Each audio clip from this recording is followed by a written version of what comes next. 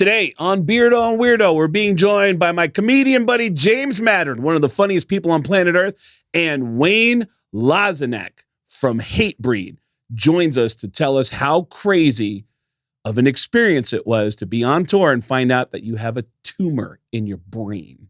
That's right. We find out, me and Wayne, true metalheads. That's true. They both got metal in their heads. Anaheim NAMM show. Chris Kale from Five Finger Death Punch with my co-host, Mr. Craig Gass here. From Howard Stern, Family Guy, King of Queens, et cetera, et cetera, et cetera. We're coming to Anaheim NAMM weekend. We're going to be doing a show at the Grove of Anaheim. We're doing stand-up comedy, and then we're doing our live Beardo and Weirdo with some very special guests joining us live on stage in Anaheim. And with all you music nerds out there coming to the NAMM show, this is the closest you're going to get to me, Chris Kale from Five Finger Death Punch, to ask me all the questions that have been burning in your mind for so long. So come out, hit NAMM. It's true. He won't even let me get close to him. And I got a bunch of questions, like who's driving us? Stupid questions, too. Yeah, that's me.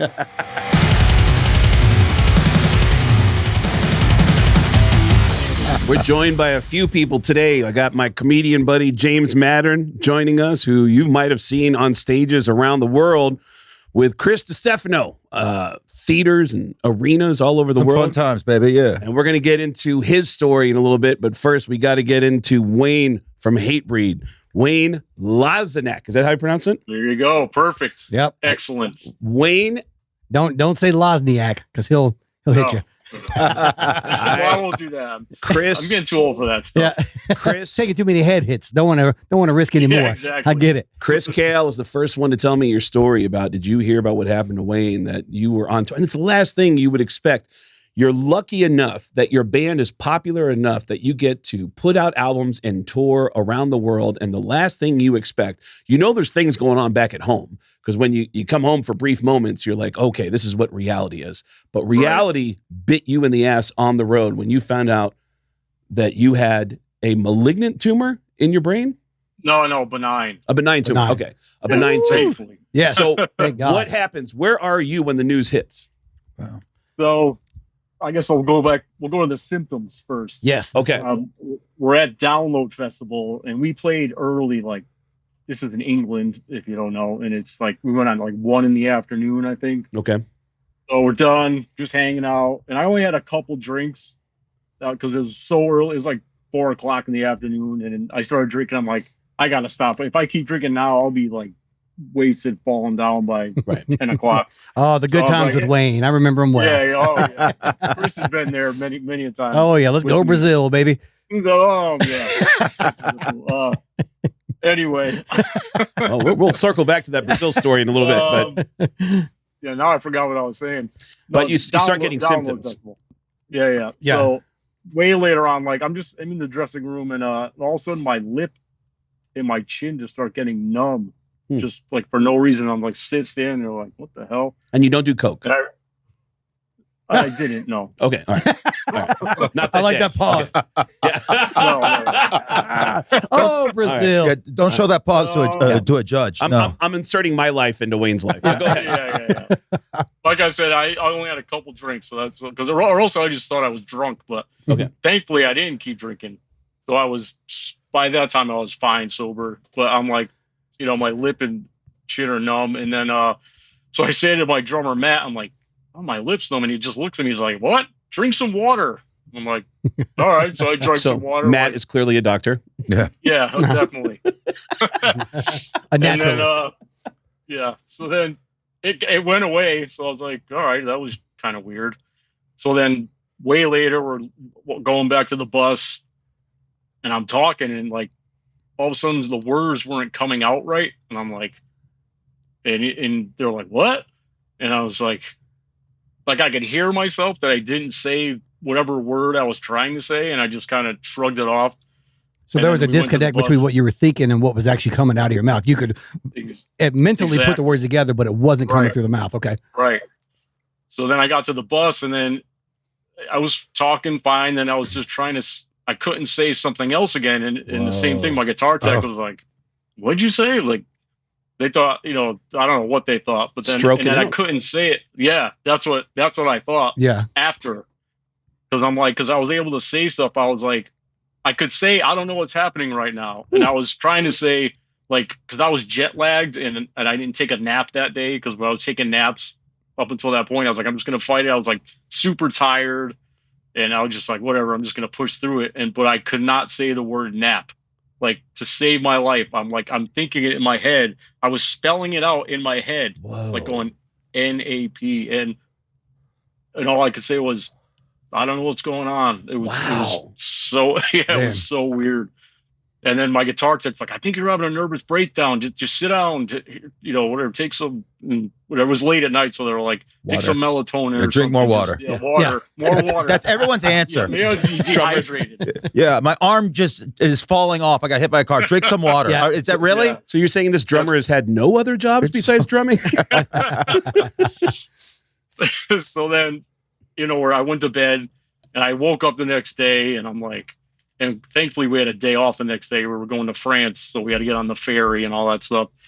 So I'm literally in my bunk before I get out of bed, like practicing. I'm like, hello, how are you? Like, to make sure I could talk. Wow. Yeah. And I was like, all right, whatever. And so then I wake up and everyone's like looking at me like, wow, you had a weird night last night. And I was like, yeah, I don't know. It was weird, just whatever. And then it was like, oh, maybe I was just tired.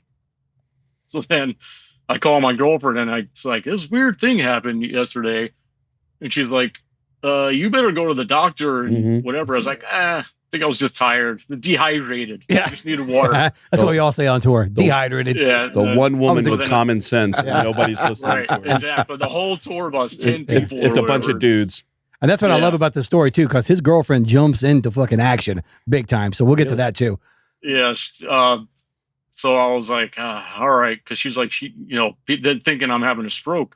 So I go to get to France. We had a day off. There was actually a hospital not far from the hotel, which was perfect. So I go there, I'm doing all these tests, put your arm up and this, cause you feel this, blah, blah. Yeah. It's all fine. And she kept coming back. And then finally she was like, well, you seem fine, but what you're telling me doesn't seem fine. So we think you should get a scan. I'm like, all right, fine. What's your resistance to the scan? Money, probably. Well, I was just thinking, because first they were like, you might have to stay over. And I'm like, I can't do that. I got shows to play. Got shows. Right. I'm at Hatebreed. We don't stop. Yeah, exactly.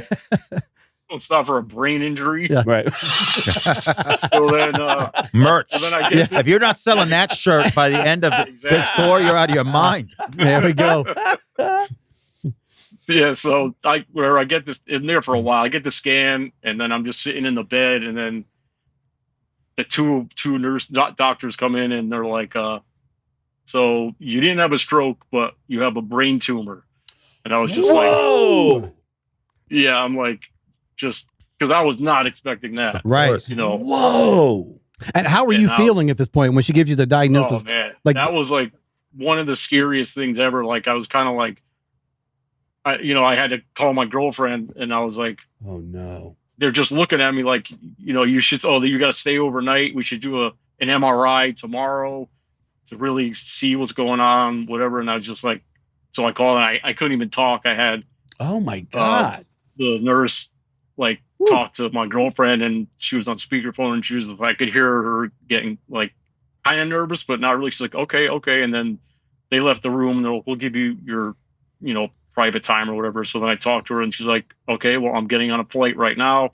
I'll be out there by tomorrow. Yeah. We'll see what's going on. love it. So then now it's late at night. I had to check my tour manager and the band. I'm like, yep. So I have a brain tumor. And they're like, what? Like, they're freaking out, I guess, from what I heard. But so then I'm just in a hospital by myself, like dark, no sound, and just like laying there all night, because I don't know anything about that. Am I going to die in 2 days? And being in France, how was the ability to communicate back and forth? There was one person, and she was younger, that was able to speak English, which was good, because that was a little rough with the other ones. Mm-hmm. But then, so thankfully I had someone to translate, and then I'm just there thinking, all this stuff going through my mind, like it was scary. Like I said, one of the scariest things, just not having a clue, like, how do I have, a couple days to live? Like, because I never had any symptoms Sure. or anything. Like, Of I don't course. know, Yeah, or absolutely. whatever, brain tumor. And then, so finally, my girlfriend finally lands. And we're an hour away from Paris. So we're in like Lille, France. Okay. So she had to take an hour train ride over. So she landed at the train station. And by that time, they gave me the news and they said, well, it's benign. It's not an emergency, but you can go back to the US to have it done, but get this taken care of in 3 months. Oh, wow. And I was just like, it was just a relief. I know I still had this thing, but for some reason I just felt really relieved. And I told her, she was relieved. And then we just, went from there. Wow. And do you have any hesitation at all to do what you know you have to do, which is that surgery, that incredible surgery? Oh, no. Because first of all, like, when I didn't know what was going on, like, I'm still, the night before, they're like, you have a brain tumor or whatever. And, I'm talking to Jamie and I'm like, well, let's just see how long it'll take. Maybe, I'll be good to play, shows, whatever. And he's like, what are you, crazy? How funny would it be if Jamie Johnson, the voice of reason. Yeah. How funny would it be at the news that Jamie Justin just starts pushing record and he goes, this is episode 5470. We just got news that this is the brain tumor episode. Yeah. Oh, yeah. Wild. Wow, man. Actually, yeah. I know. Done that. We got him first, Jamie. Yeah. We got him first. We scooped Jamie.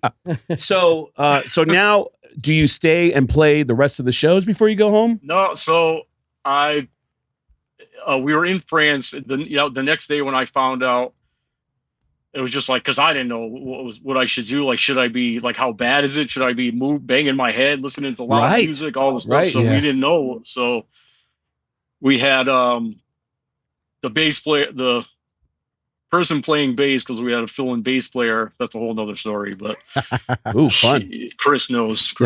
But so that night they played as a 4-piece. Frank just played guitar and he was freaking out because he's not normally, the one guitar player kind, I guess you could say. So not like I play all the main stuff and he does like more of the fill-in. So he had to go relearn all the other stuff. But they did that show, and then first Jamie said he was going to cancel the tour. Whoa. So that night he's like, we're going to cancel everything. It's not worth it. And I'm like, no, I could probably be all right in a few days. Like, just whatever. Yeah. Not knowing how severe, but. How long have you been on the road now at this point? Like your entire life. How long have you been touring? And now all of a sudden you have to stop. 2006 is when I started touring. Yeah. So 19 years. Wow. Yeah. And all then, right. So Jamie says we're going to cancel, and then yeah, they're going to cancel the tour. It's whatever, and like that's when I was like, no, because I kind of felt bad, and plus I want to tour. He's like, no. So then the next day, I guess they talked about it, and Matt, again, the drummer, called. He's like, so we were thinking about doing the tour, getting it filled in, because another guy who used to who filled in on bass a long time ago was available, and he was in Europe. Oh, so they're like, this way everyone could still get paid. You'll still get paid, Oh, beautiful. Jamie stepping up. That's awesome. Bravo. Yeah, no. Bravo. Very Jamie. nice. oh, that's great. That's and awesome. plus it's like the whole crew, the whole crew would be out of a job. Yeah, right. And we were touring. This is like the longest we were going to tour all summer. It was going, It were 3 tours back to back from beginning of June to like almost the end of August, and nonstop. And if no one Hatebreed, they were doing matinee shows and headlining shows because they play all the time. It's incredible. I love it. I absolutely love it. We're all talking like, oh my God, this is going to be insane. Like, I'm not going to see home for 3 months. Yeah. Like, it would have been the longest, because sometimes we'll do long stuff, but there'll be a week off in between or something. Right. That you get a little break. This was like no break. Whoa. So I was on the road for 10 days, I think. And then that was it, back home. Yeah. And then they got the other bass player. So we had a fill-in person playing guitar, which is Matt from Shadows Fall. Yeah. Okay. On guitar. And then Carl, the singer of First Blood, and the old bass player for Terror was playing bass. And Chris Cale is, First Blood. Too. That's another story. First Blood rules. Is there anything at any point during this whole process, this insane process, is there anything in the back of your mind, any voice that's going, I hope he's not that good replacing me. Well, he's a different style, and he's a good guy. He's like more of like a long-haired metalhead. Oh, okay. Kind of, All he's a rhythm guitar player, so there's some things that he didn't do anyway. But but no, I wasn't thinking that. Yeah. So plans are made to make the adjustment. And Right. so you're back at home in the States watching video of Hatebreed out there touring. What was that That was like? the worst part. Yeah. I think that's what made me get better so quick, Mhm. because I'm sitting there and I'm just watching all these shows, and it's like, oh yeah, great. And the one time we bring a video guy on tour to film every show and post something You're every single not day there. on Instagram. Wow. Like we never, all the years we've Yeah. been there, we didn't do this, but we just started doing this. Matt was getting all your FaceTime. Yeah. I did see video once of Right. a comedian from Seattle doing my material on stage. That's a different thing, but What? yeah, Yeah. totally different thing. But you're now you're home. Everybody's the adjustments have been made, and now you Right. are facing one of the scariest procedures to crack your head open. Right, And speaking of that, So- where was the placement of the tumor in the brain for you? right on the left.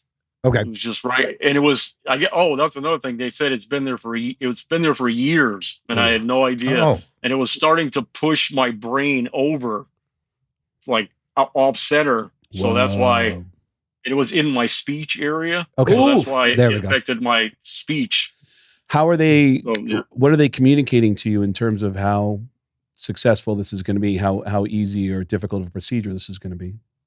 Here's another thing that worked out in my favor. My girlfriend again, Kat, she's another savior. Absolutely. Her cousin was a head nurse at a hospital over here, and she was like, who do we get for, this is what's going on, who do we get? And then she was like, you got to get Dr. Boskovitz. Like, Nice. he's the guy. You got to get him, this and that, because eventually they were going to give me someone else, and we're like, well, we're gonna try and can we get a referral for someone else? And like the other guy I was talking to was like, why do you want to do that as well? This and that. And then so thankfully he got right to me, and we made the appointment, and Awesome. he seemed to think it was pretty straightforward. He's done them before, this and that. Mhm. So I wasn't even worried then. Like I said, I was more worried about getting back to playing in the band instead of watching these other guys. Exactly. Lay Like, in my go spot. ahead, cut it. Let's go. Let's go. I'm like, good, just take it out. Like I wasn't worried. I don't know why, but I wasn't worried at all. Yeah. for So some was there reason. any language communicated to you at all about the percentage of a likelihood that this wouldn't go well? Hey, let's go positive that it would go well, Craig. No. I'm Damn. saying because he's saying he's not worried at all, and I'm just wondering, like, there had to have been some kind of communication about, like, hey, there's just this is the percentage, but this percentage Yeah. it doesn't work out. Did they communicate that at all? There wasn't a percentage, but it was like, it was the basic, like, well, with any surgery, There's there danger. could be complications, Yes. blah, blah, blah. But this and that, I talked to him, and he was like describing, I'm like, whatever, because there was nothing else I could do. Right. Like Exactly. either I keep the tumor in and Right. I die, Right. or I take the chance and get the surgery. And Yeah. Whew. like, there was really nothing else I could do. So especially to get back on stage, I had to get that thing taken out. Yeah. So Ooh. so when you got back home, how long was it between when you got back from France into the States and actually had your surgery? And what you have to do to prep for that? It was June, like mid-June, and then the surgery was August 4th. Basically, I just had Okay. that's the thing. I felt fine, like totally fine once I was on medication. They gave me this medication called Keppra. It's for like seizures. Oh yeah. So that's what, I guess, the lip thing and everything was like, it's Oh. called a focal seizure. Okay. So once from France, I've been on this medication since. Okay. And then, so I had no problem. That's another thing. While I'm watching them play all these shows, and I'm like, I'm totally fine. Like it's so weird just being home Yeah. and feeling completely fine. But So then you But- get to the but then- surgery. yeah, so I get to the surgery, it happens, and then apparently the tumor was actually deeper and more stuck than he thought. Ooh. So when he took it out, I did have a mild stroke Whoa. from taking it out. And they said, like, good thing I had this doctor, because There we go. if it was someone without the experience, who knows Ooh. what would have happened. God So bless then- Kat and that referral. Hell yeah. Yeah, exactly. In the surgery room, you had the stroke. Yeah, after when they took it out. Oh, yeah. my own. They took the surgery, I think he said it was 9 hours. So Yeah. But so then when I came out, then I couldn't talk at all. Whoa. Like it was that the weirdest thing. Was that expected that you weren't going to be able to talk when you got out? No, that was because I think at first he said he was kind of nervous when I came out of it and wasn't talking. Yeah. Oh no. So Like, were you still someone- like formulating sentences in your head, but couldn't get it through the mouth? The first day, I don't remember too much, but yeah, it was kind of like that. It was like I knew, like I could understand everyone talking to me, but I could not say anything. And then, so for the first day, I couldn't say anything. I was just mumbling, and I was like, woo, woo, woo, woo. Ozzy. And then, I asked for a pen and paper. I'm like, so I could write it down. Yeah. Mm. And I went to write, and it was just scribbles. Okay. Like Okay. I couldn't even write a letter. Like I'm sitting there like, so in my mind, I'm thinking I've been writing and reading a long time now Yeah. and speaking. Hmm. And I couldn't do it. Felt like he was in the Metallica 1 video. Right. Oh, Yeah. Yeah. Exactly. Yeah. Whew. Only I could see. That's Yeah. the only difference. So But we don't want to take away those baby blues. Come on now. So slowly the motor skills, everything starts to come back. So it's like by the next day I'm saying a few things like kind of slow. I had a speech therapist come in, and I had to play these games and like read this stuff like I was like a 5-year-old. Like they'd point it, they'd be like, "What's this?" And I'll be like, "Apron." Okay, what's it made out of? Cloth. And like it was slow like that, Sure. like crazy. Yeah. And what are you in any kind of pain, or is the pain management so strong that you don't even notice it? Well, I had like IVs in both hands, and they're injecting me like every few hours, like because I was in the ICU, so they'd come in like all times of the night and everything, and so the pain wasn't too bad, more just uncomfortable. Right. And frustrating. What? Yeah. Physically uncomfortable, like the feeling in your No. head was a physical, No, I don't think that wasn't too bad. but physically yeah, I was uncomfortable on- being in bed. Just like Yeah. And yeah, everything just, coming out of your literally body. didn't get out of bed. Mhm. Yeah, had a catheter in Fun. and everything. Yeah. Let's see the picture of that. Alex, go ahead and put the picture of that. We got it, Yeah. please. Yeah, that's Might have to shrink it down a little bit. It's impressive. Yeah. And how long do you stay? that was the one thing I was worried about. Like when I went in, I'm like, God, am I gonna have a catheter? Am I gonna do all that? And they're like you're getting your head cut open, Yeah. and that's what you're worried But about. they're going to see my Like- pee-pee, though. There is this triumphant goal that he's set for himself. Yes. When I actually had dinner with Wayne, like it was just a little bit before you went in, and I knew Yeah. that you all had Aftershock coming up. And you live in Sacramento, that Sacramento area. So that was almost like Area. it was like a hometown show for you. And Right. you told me at that dinner, it's like, I am coming back at Aftershock making this Yeah. show. And I was like, I man, don't care if you got to roll me out there with bubble wrap or in a helmet.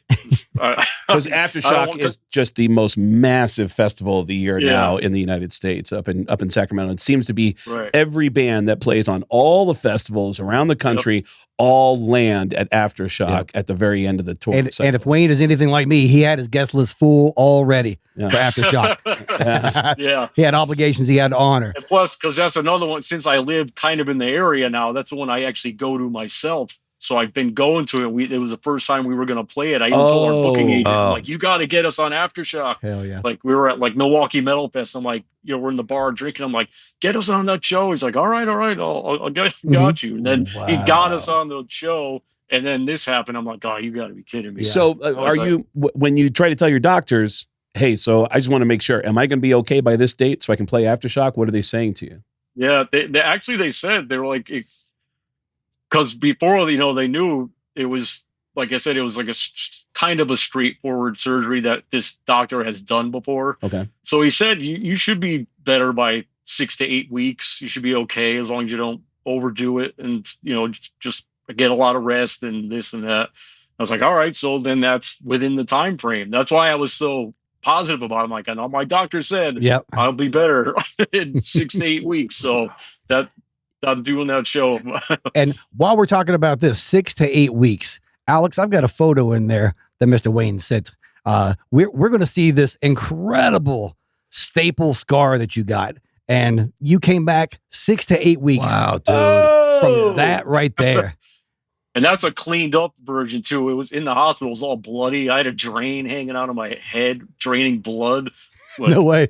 it's insane. I didn't get any pictures of that. Man. I was like, but yeah. That is incredible. Oh, yeah. That my. like I've seen some pretty awesome scars.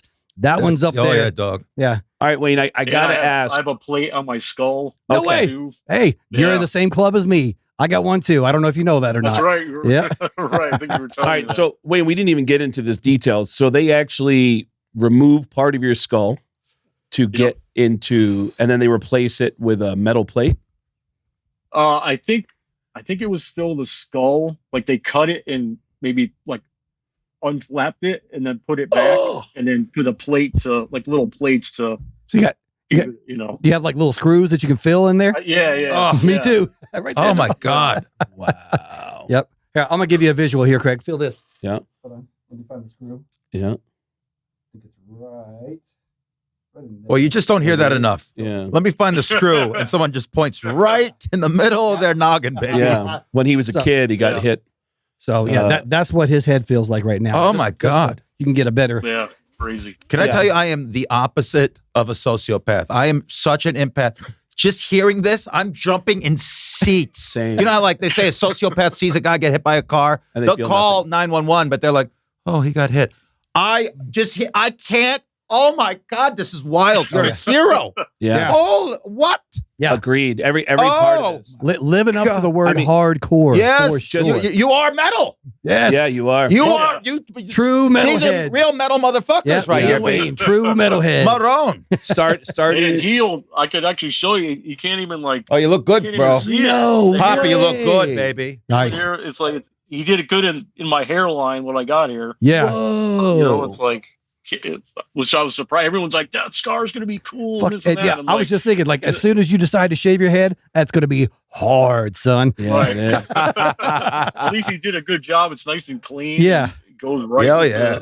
the So- hairline. How soon before Aftershock do you know, yep, I'm going to do it. I'm going to be able to pull it off. I can confirm I'm going and tell Jamie and everybody I'm ready. So let's see.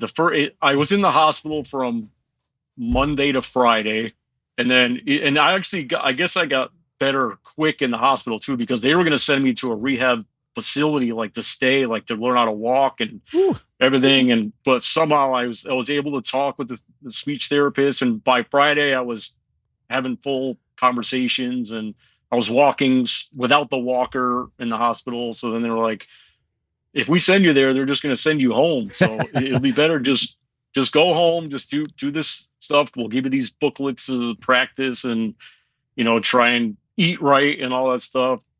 And, just take it. We'll see you again. Mm-hmm. So I was fine. So first week at home, a little slow. I think by the third week, I was like, that's a long way away. I should be fine by then. I mean, I wasn't fine at that moment, but I was pretty confident. Mm-hmm. And I was, so I was telling, the guys, Jamie, I'm texting them like, yeah, I should be able to be back by Aftershock, because they did Louder Than Life in September. I was like, I might be able to do that. But I was like, whatever, I'll just in case, we'll just keep it at Aftershock. Yeah. And like, Jamie's like, oh, that's good. That's good that you're staying positive. If you need to feel that. And I'm like, He said, but I'm looking at it like, no, I'm he's out here serious. he's like, Matt's out here really crushing it though, man. yeah. I mean, we're all really getting along. Don't worry, take your time. Dude, No Matt, rush. Dude, Matt's a great cook, and he serves meals for everybody in the band and crew. Man, this guy is Yeah, right. awesome. Carl and Frank are reliving old times from terror back in the day. Exactly. I mean, we wish you well, but take your time. Yeah. But I'm like, no, I'm serious. So then, like, their last show of the tour, we got on FaceTime, and I'm talking to her. I'm like, they're like, how you doing? And I'm like, yeah, I'm good. I think I'll be ready. And they're just kind of like, all right, maybe. And then maybe he's like, maybe, he could come, like him and Frank were talking now, Jamie and Frank. Right. Like, maybe he could come out to Aftershock. Maybe he could do like one song Right. or something. And, I'm like, okay, it's fine. That's fine. Whatever. At this point, it's cool. I understand. It's Sure. totally understand. I just had Sure. brain surgery. They cut my skull open. It's not probably normal to just jump right back into playing a show. Yeah. But, so they had everybody. They had Matt and Carl. So we did that show as a 6-piece with 3 guitars. And they're like, if you feel bad at any time, just don't be, just tell us, you could go play whatever you want, whatever, just no pressure. I'm like, all right. And, played the show, and then that was it. I was like, yep. And the tour starts in a week from now in England. I'm like, I can go, I'll be able to go on that. I'm cleared by the doctor. Oh, man. They're like, all right, I guess. Wayne, we're going to show the footage in a second, but I just want to ask, is this your first time on stage? Is at Aftershock? Is that your first time back on stage? Since Download Festival in June. Hell yeah. Wow. And this is what Aftershock was October 2nd. October. And this is what it looks like to be Wayne on stage playing. Wow, dude.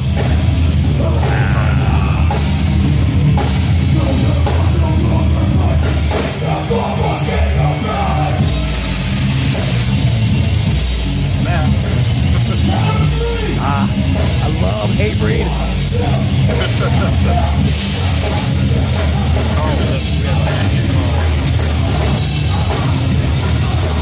Got that right hand going.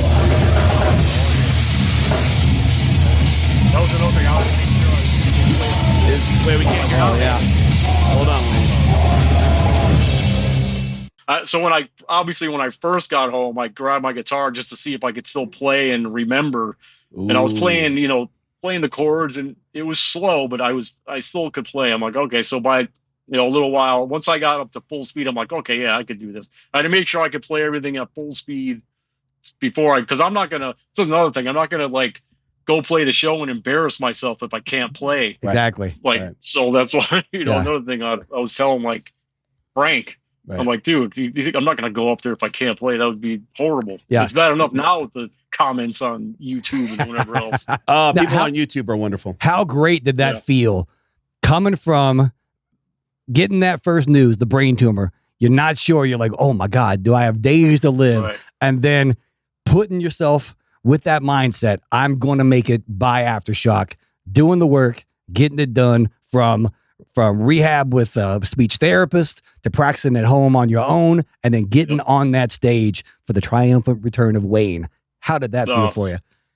It was great. It couldn't have gone any better. It was like, it's what I wanted, maybe, what I manifested. I don't know, but a lot of positive energy from people too. Like, once it went out live on the internet of what happened, I got so many people like messaging me. Like, it was insane. Like, I know obviously they're going to say stuff, but the amount, it was like hundreds and hundreds of people just like nonstop. And I was like, wow, this is incredible. Now I'm going to have to send you the text that I sent to Wayne when I've heard about Wayne, because I love Wayne. Wayne's one of my favorite people in all of metal, just in general as a person. Love hanging out with this dude. We go way back from the first tour that I had to quit my job with Five Finger Death Punch to go on was us bringing out Hatebreed on the road with us. Oh, wow. So I've been touring with Wayne for 2011, I think. Yep, exactly. Wow. Yep. And then when I saw that, I can't remember if I'd heard the news that you had the brain tumor or not, but I knew that you had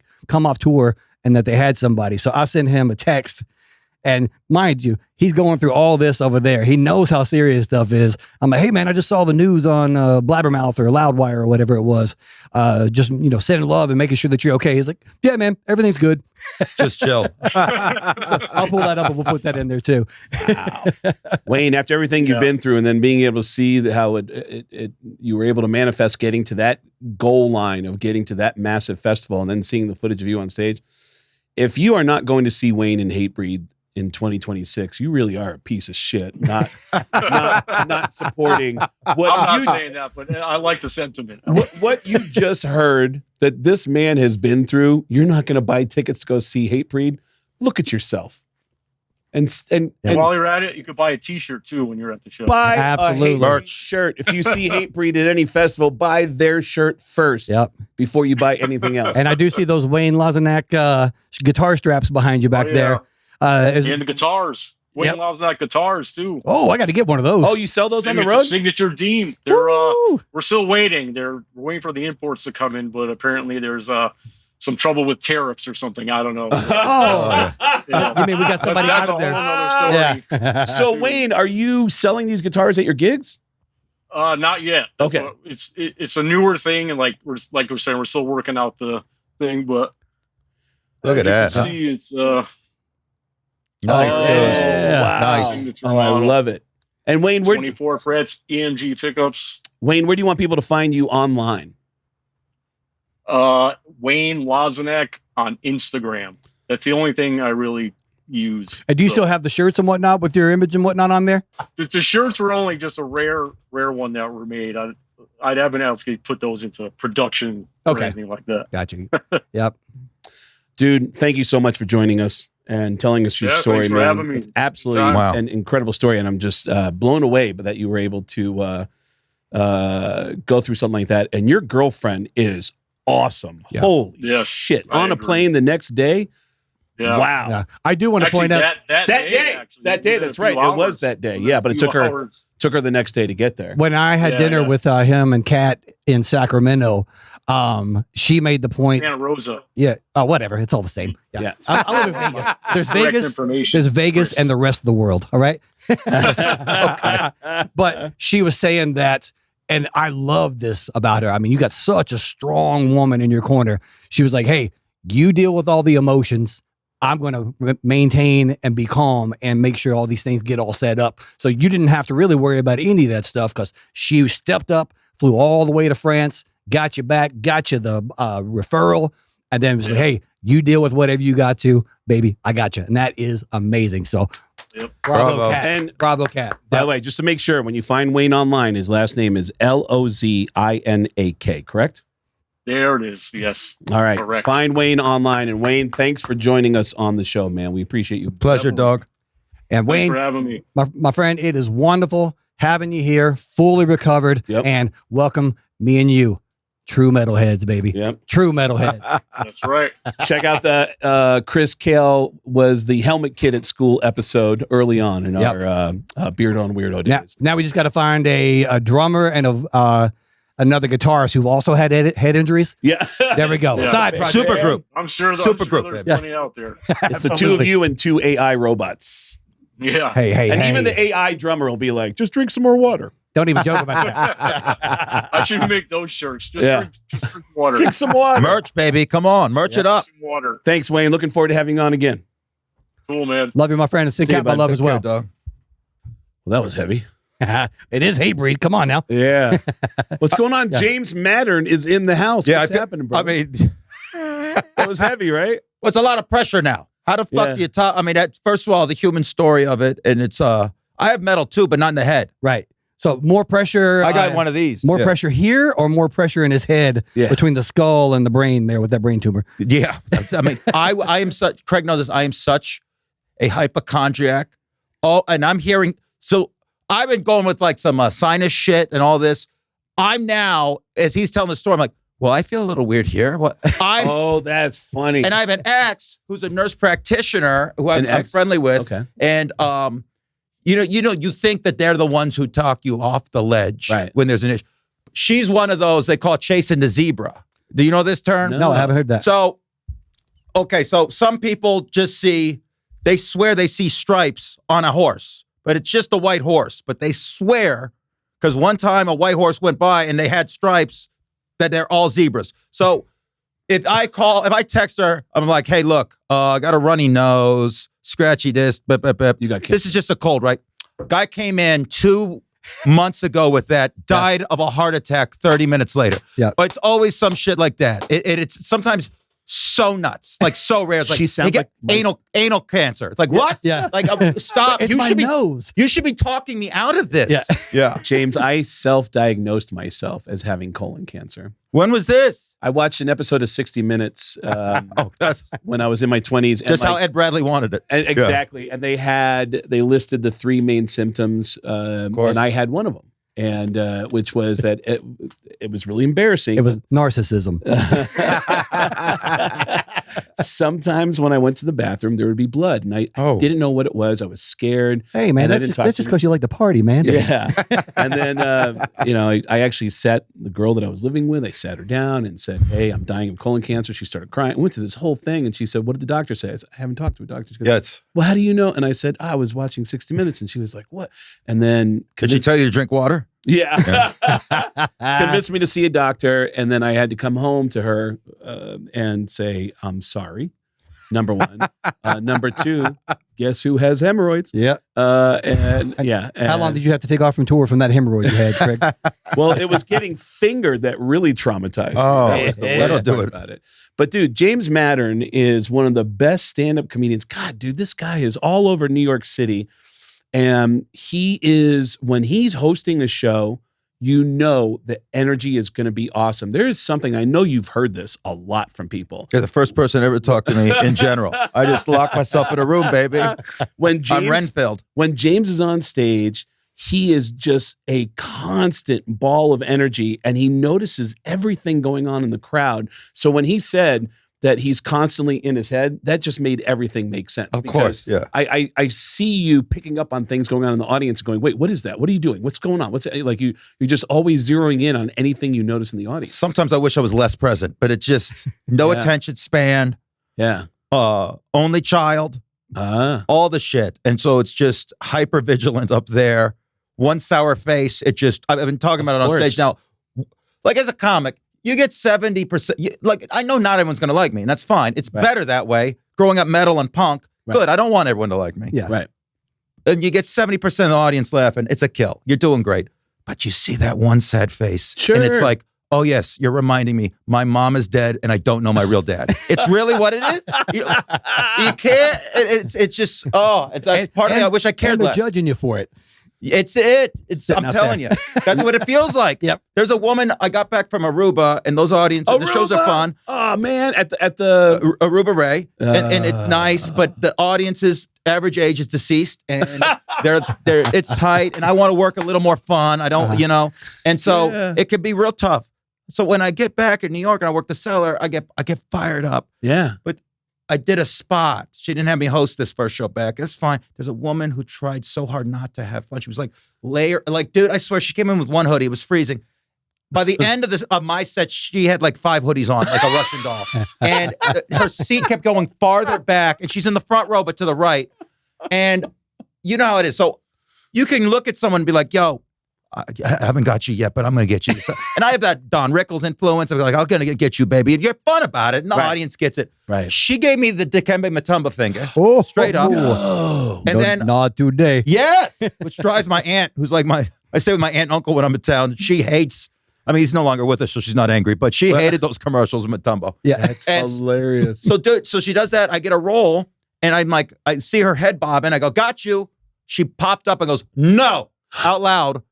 Like, what was it? In Silent Movie, the only line in Mel Brooks' Silent Movie is Marcel Marceau. No. Yeah. It's crazy. And so I finished the set, and our good friend Greer Barnes, I hadn't seen him in a while. And he's like, man, I like the newer stuff. I haven't seen it. I go, I'll tell you who didn't. Because we hate it in the moment, but comics, our best stories are usually bombs. We get together and we can laugh about it on stage. Yeah. It's a blast. And civilian friends don't get it. Yeah. At a wedding once, we're talking about, some of these guys saw me bomb in my first year on Sunset Strip, and my buddy's wife was like, no, but the cab driver found you funny. I'm like, I'm not worried. I know where I stand. Yeah. It's great. I was awful that night. It's fun. See, and that's totally different. As a musician, Oh, yeah. like I am not used to getting out there and not crushing. Of course. Yeah. So like and now that I've done comedy, I've bombed with one of your audiences before after crushing for 3 shows.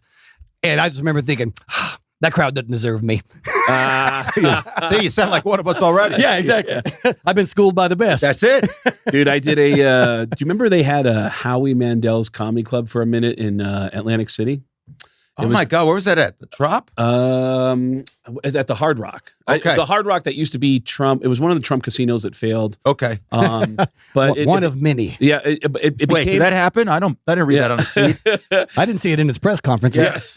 It turned into a Hard Rock, and they called it Howie Mandel's Comedy Club, but it was a 600-seater. It was crazy. Ooh. And they papered the room, and Atlantic City is nothing at all like Vegas. Anyone who's been to Vegas and Atlantic City knows that. It's all old people. So it was hundreds of people over the age of 60. Howie's audience. Oh, and while I'm on stage, people start leaving.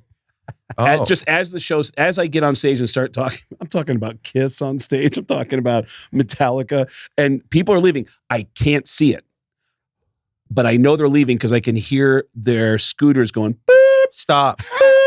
Because the house lights aren't on at all. I got giant spotlights right in my face, you. so I can't see, but I can hear the scooters backing out. So, and the sound of oxygen masks were going down. But you're beep. Oh my God, I would lose my mind. Yes, James, and it's bouncing off the walls. Oh, my own. Beep.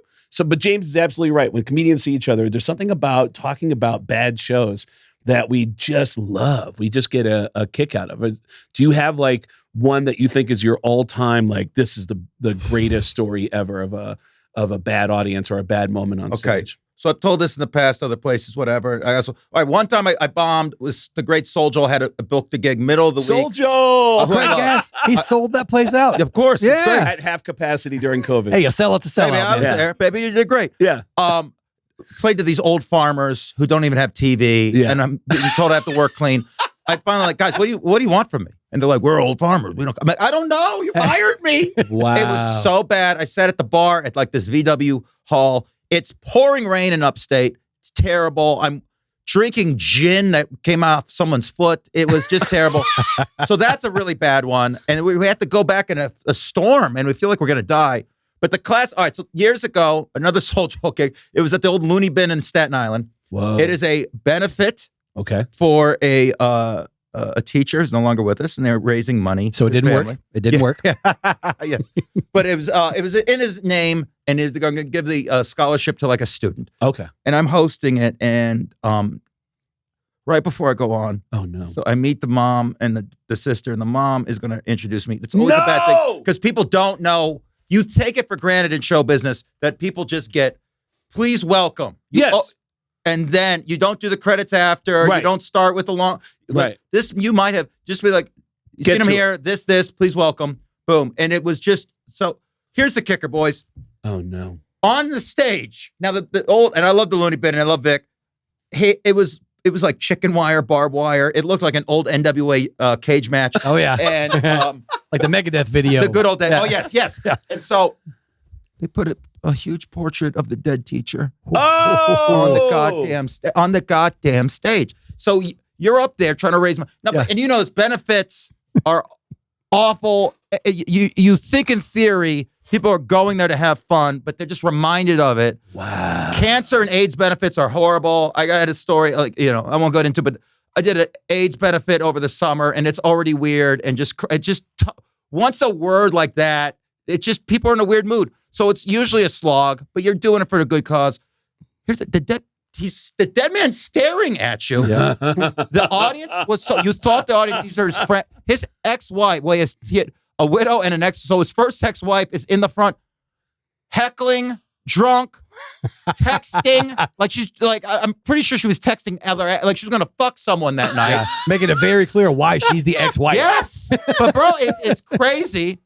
And at the end, I believe that was a time that Giannis was like, hey man, and I was hosting, he's like, Giannis Papas? Yeah, my boy is like, yo man, we're gonna have a draft. Some of you are allowed to come back to comedy shows and some of you are not. It was great. So we talk about a year later or so, I'm back at the Looney Bin on like a weekday night, and we're laughing. We were just talking on the road somewhere else about this gig, and it's like so horrible.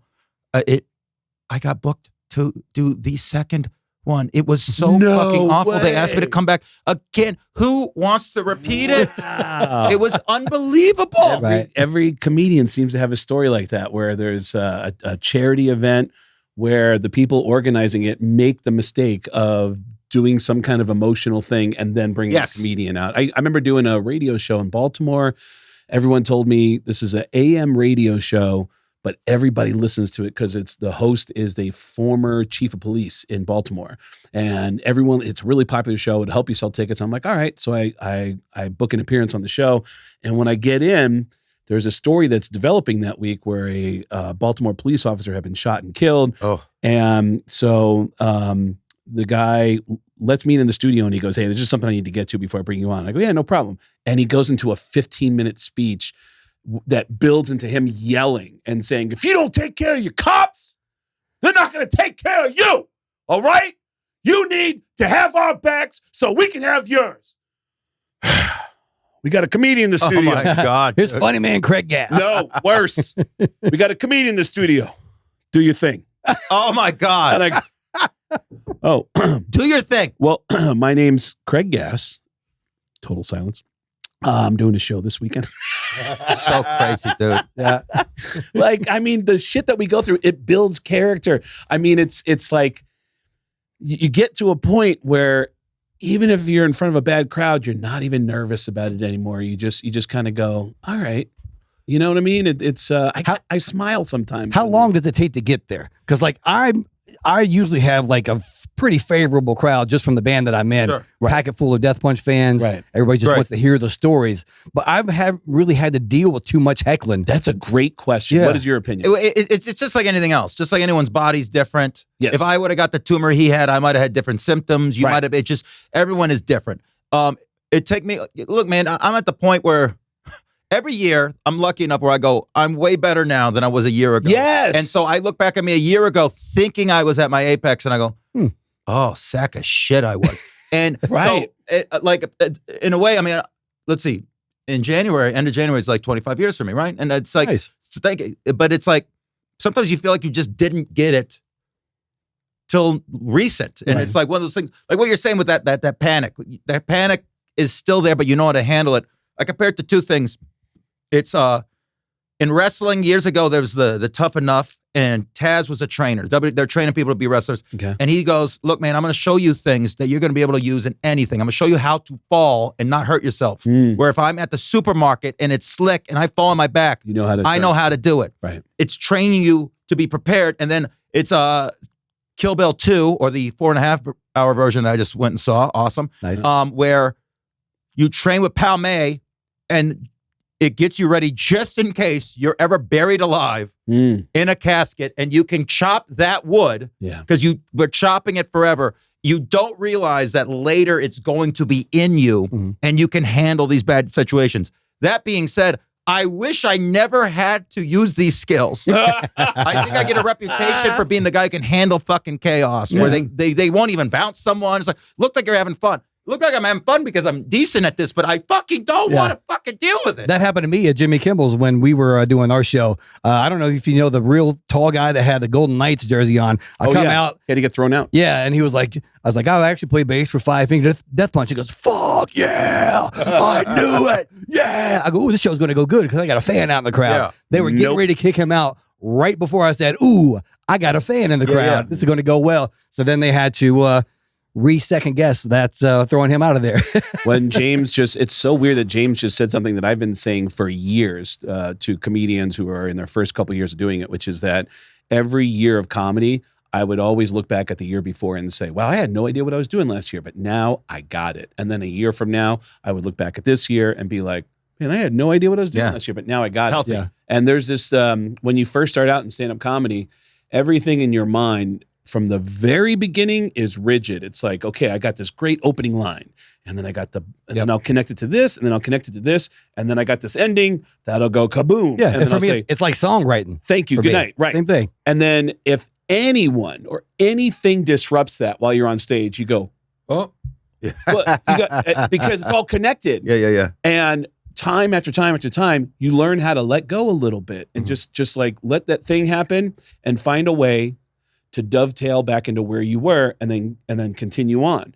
And you get better and better at it over the years to the point where I really believe that you get to a point where you almost hope that something horrifying happens in the crowd, that somebody does have a massive medical condition or something terrible happens so that you can do a play-by-play on what's happening in the audience because you're prepared for any kind of chaos. And in this day and age, that makes for a hell of a clip. Well, Right. yes, it's clip hunting now. Yeah. Yes. What is the most chaotic thing that's happened in the audience while you were on? I mean, look. I mean, I came back here years ago. Here, we're in Vegas. Yeah. So I'm born and raised here, and That's right. I was touring with our good friends Shuli Oh yeah. and Ronnie, the limo driver, who I believe lives out here. I got to reach out to him. I love him. I know. I love that guy. JD. So it was the Ronnie Munn block party. Changed my life. So I was going through some real shit, and I never really got into it. But like, I have horrible OCD. Oh my God, things were bad. I couldn't even, I was living in Hoboken, couldn't even make eye contact with, it was bad. Shuli, I mean, I'm starting to get better. I'm going through therapy. Shuli hits me up to go do these shows.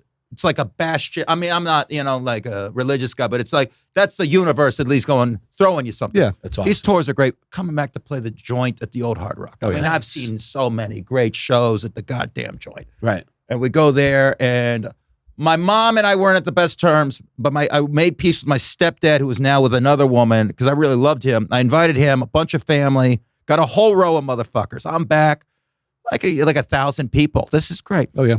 In the middle of it. So they bring me and John Toll out to be the comics to get John them. Toll. Because the stars that come to see other than Shuli aren't really stand-ups. So we're like the ringers. And I was Right. told, there's a great chance you get booed, whatever. You can't show weakness. In front of a Howard Stern crowd, Artie used to say he felt like the Billy the Kid of dick jokes because he would run on stage and go, and then just run off and grab the money and leave because if you had even a second that you would leave a pregnant pause, they'd go Baba Booey or whatever. Some shit like that. Yeah. So I'm just a machine gun at that point, and I didn't even pick my walkout music. Toll did it. I would come out to Unchained, and it made a lot of sense because I was just going.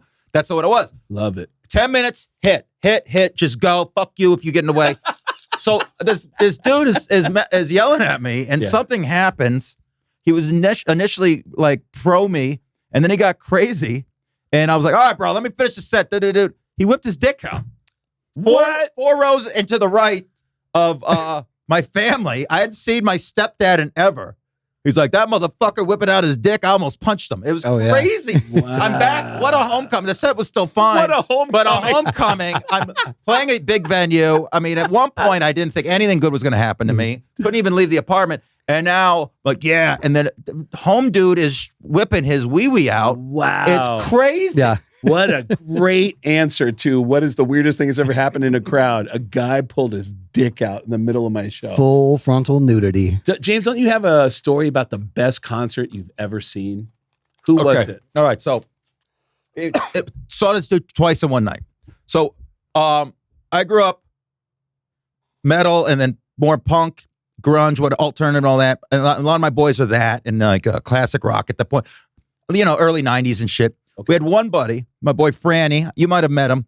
Great dude, but was different than everyone else. His favorite artist was Prince. Now, as you get older. Are you kidding me? Prince is a genius. I think we're all into it. But initially, it's like, look at this goofy son of a bitch from Chicago loving Prince. And we're all listening to Zeppelin and Sabbath and later getting into, meanwhile, he's the Pistols. Raspberry Beret. Which I love. And the boys at the Village Underground bring me out to that now, which you would not think is a great walkout song. Kicks ass. Nice.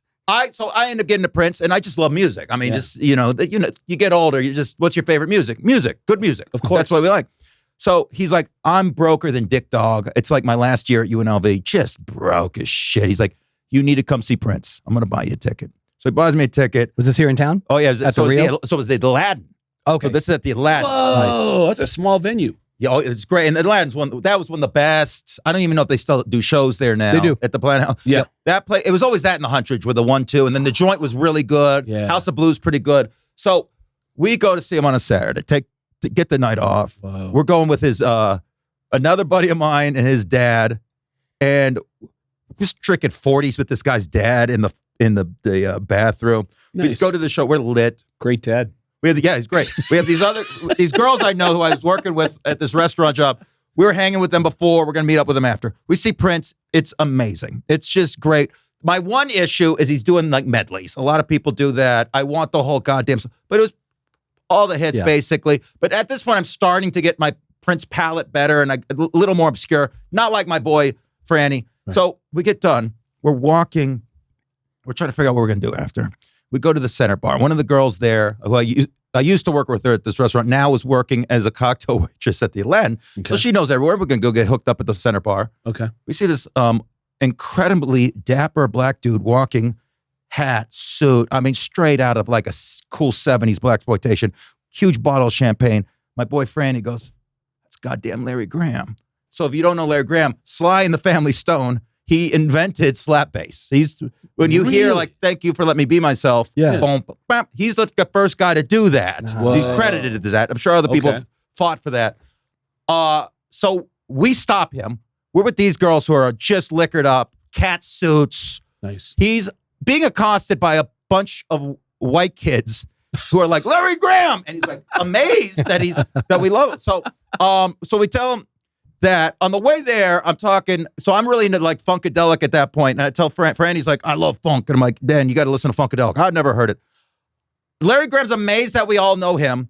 And I'm like, Larry Graham, he says he loves funk. He don't know Maggot Brain. Shouldn't he know Maggot Brain? He just looked at him, shook his head. Okay. He tells us where the after party is. MGM Grand had a Studio 54. Yep. Yeah. So, all right, we're forgetting about it. We lose the girls. It's shit. We lose the dad. It's me, Freddie, and Chris. Chris is in the tightest 1999 shirt, navel's out. We walk the strip. We're for some reason screaming Bismarckese. You got what I need. It makes no sense at all. We get there.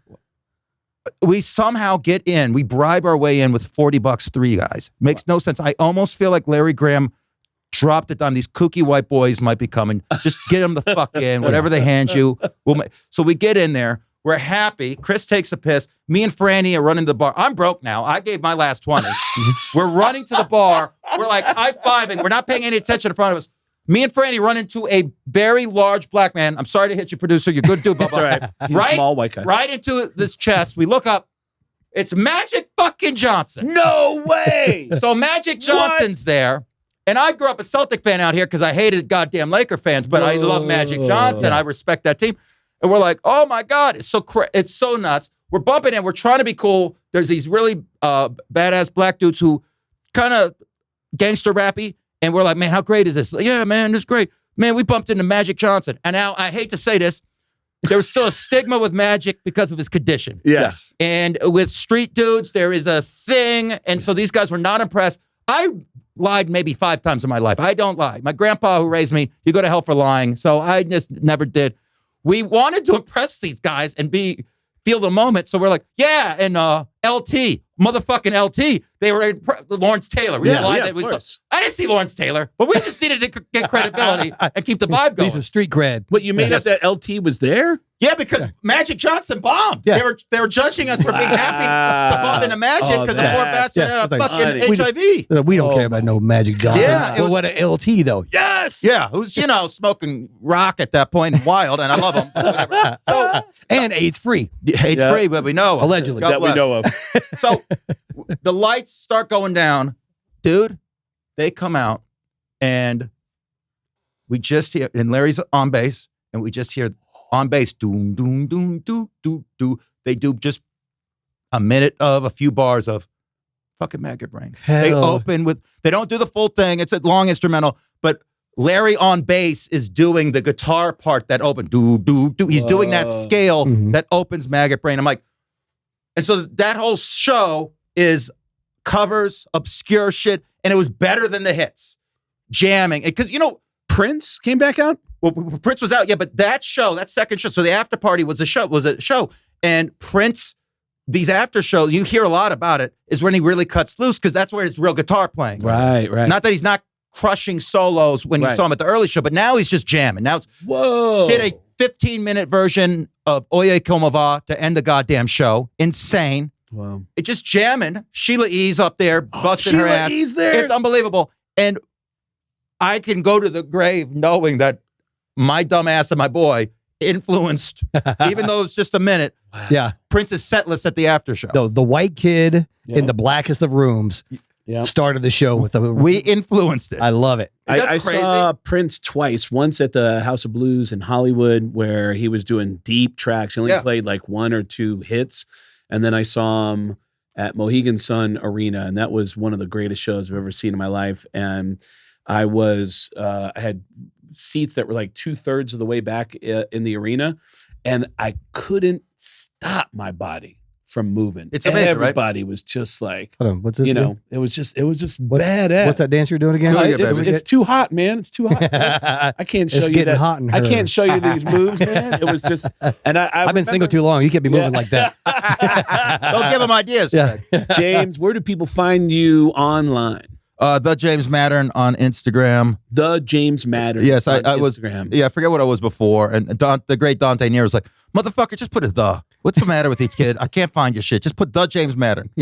Dante Nero is a real dude. We got to get in here, man. Oh, you guys, dude, the Dante best. Nero. I love Nice. him. Oh my God, James, dude, thank you so much, for Gentlemen, joining this us. was great. Thank you so much. Want to This have is you fun. back in again, and we knew we had to double up. It's like, well, we got Wayne, we got James, we'll just put them both It on. was great. So, dude, thank you, Thank you, gentlemen. so You're at much. the cellar this week? I'm at the Comedy Cellar at the Rio all week. Hell yeah. He was so excited when he saw your name. He's like, dude, we That's got to awesome. get this guy. Well, you Such hit me up. energy. Absolutely. And I'm like, James, yeah, I'm in. I got that Kiss comedy special that just dropped, and James Oh, yeah, was yeah, the yeah. host of it, and he did such a great job bless working the crowd, and just almost was like trying to like figure out like, why are you not having more energy, man? That's supposed to be for Kiss. What Yeah. the hell's wrong with you guys? Like, he just started berating the crowd, and it managed to wake them up. I get Any- angry at that. Any chance that he got a chance to launch into Sebastian Bach out there in the crowd? No, did No. you talk to Sebastian at all when he No. was in the audience? No. Okay. But yeah. Well, I I also was hoping to left. have a little back and forth. So that's crazy because I had to leave. I did warm up for another special that night. That's and right. and I was supposed to do the second night of tape and got fired the No next way. day. What? That's another story. And the guy Whoa. fired me. I think I might see you this week in town. I gotta Yes. leave it quiet. Oh, yeah. Really? Yeah, that's what it is. All right, man. There's some gossip Nice for the country. next episode. Absolutely. James Mattern, Gentlemen, everybody. thank you, boys. And Chris Kale and I are on the road. You can see all the tour dates at getgas.com. It's getgas with 2 S's.com.